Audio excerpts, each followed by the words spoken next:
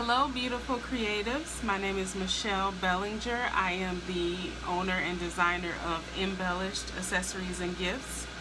Be sure to like and subscribe to the YouTube channel so that you can get the updates when I post new videos, so that you don't miss out on the tutorials.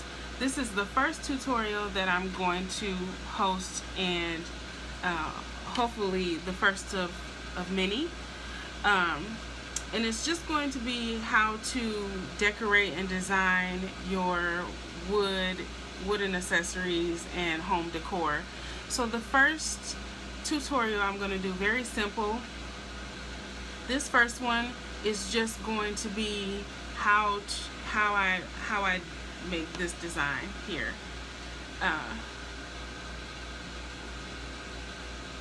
So the first thing that I want to point out is that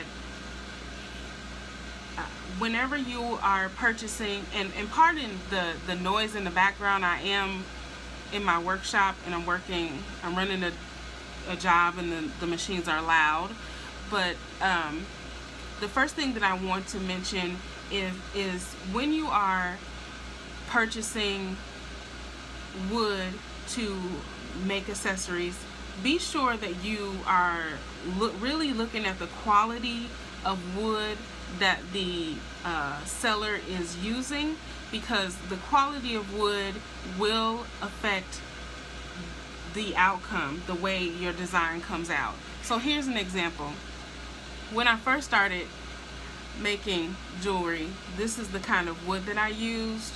I don't know if you can see it, it's a little dark, a little grainy, but it was cheap and I didn't know any better. This is the wood that I use now. You can see the difference in the color of the wood. It's a higher quality of wood, and so I would suggest that you just make sure that the wood is a lighter wood. It's going to give you a better outcome when you use different colors. You can ensure that when you purchase items from Embellished, if you choose to, that I'm going to use the best quality of wood that I can find. So the first thing that I want to make sure that we go over for this tutorial is that anytime you get wood from a woodsmith or a designer or a company, and the wood has been burned, meaning that it was cut with a laser or some type of machine that burned the wood during cutting, always make sure that you are cleaning your wood. That's going to be very important, because the burn residue will stay on the outside of the design. You want to make sure that you clean the sides of the wood and get the dirt off, because that's going to, if you don't get that off of there, and the front and the back, if you don't get that off of there, it can mix with your paint and make the paint look muddy. So just go around the edge of the design and make sure that you clean all that stuff off the edge of the design. Okay? The next thing is, the paint that I use, I find the least expensive acrylic paint. It really doesn't matter what type of acrylic paint you use, but I just use the little apple barrel paints or the Anita paints, and I use all different colors. But one thing I will say is, whenever I am making a design that involves skin color, I always use this one particular paint. I don't use anything else, because this is the one that I found really, one, looks good on the wood, and two, is not milky looking. So this is Anita's paint, and this is rich brown. It's rich brown. and the number is 11185. So that's Anita's acrylic paint, and it is rich brown. So this is the only thing that I use for skin color. So I'm just gonna put a little bit. A little bit goes a long way, just a little bit. And then for the hair, I'm just gonna use a black. Again, a little bit goes a long way. Now what I will say for, also, you will always see me store my paint upside down.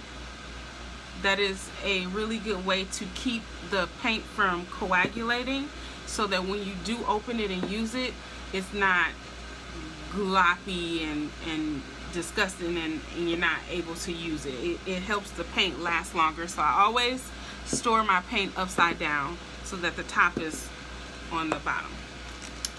So the other thing that I do like to do is,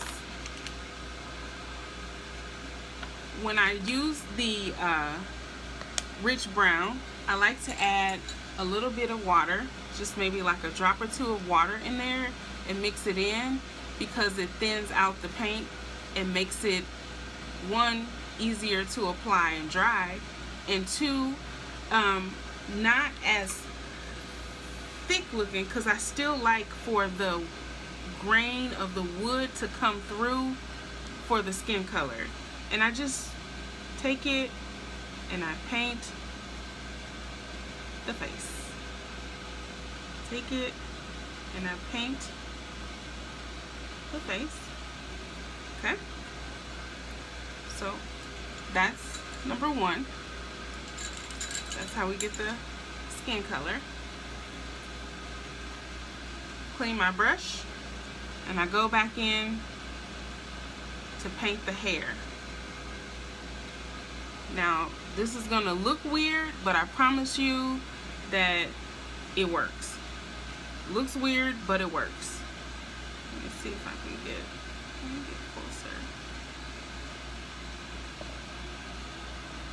Okay. Let me get in closer. Okay. So what I do is, when I'm painting the one that's facing towards the right, I start from the bottom at the nape of the neck. I make a hump, I make another hump, I make another hump, and I make another hump. I know it looks crazy because it's just 4 humps. That's all it is, 4 swoops. But once you fill it in, it starts to look like more of a hairline. And you can go back and readjust. If you want her to have a smaller forehead, you can go back and make the humps come out more. Okay? And that's how we get her hairline. Do the same thing on this side, but on this side I start from the top, so that I can make sure I get their hairlines similar. So your earrings should be sisters, but not twins, like your eyebrows when you draw your eyebrows on. Sisters, not twins. So they're not gonna look exactly alike, and that's the beauty of people buying things that are hand painted. 1, 2, 3, 4. It's that simple. Fill that in.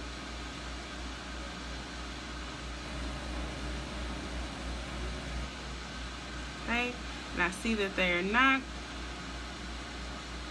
quite the same, so do it one more time and push it out a little bit more. And there, looks a little bit similar. And again, I make sure that I don't use a whole lot of paint, because it cuts down on the drying time and it looks cleaner once it dries. Next, what I will tell you is that I also paint the back of them. I paint the back all black. That's just a preference. You don't have to. But you can paint the back of the earrings all black once the front has dried. The next thing I will say is that when I am drying my items,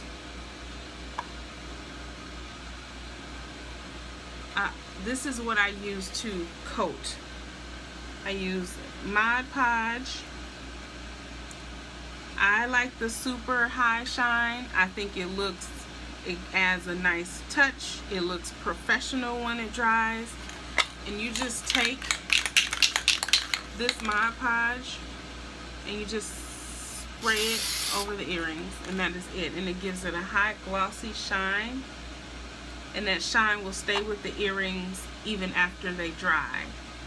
One thing I will say is, when you are allowing your earrings or your accessories or your project to dry, always make sure you're putting it on some type of non-stick surface.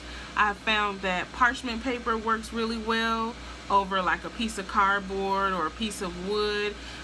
You can also dry them on like a paper plate kind of situation. Sometimes I let them dry on the edge of a paper plate. Just anywhere where they won't stick to the bottom. So that is the tutorial for this particular project. Very simple, very fast, very easy. If you have any comments, if you have any questions, feel free to post them at the bottom of this video, and I will do my best to respond to them in a timely manner. Let me know how you like this video.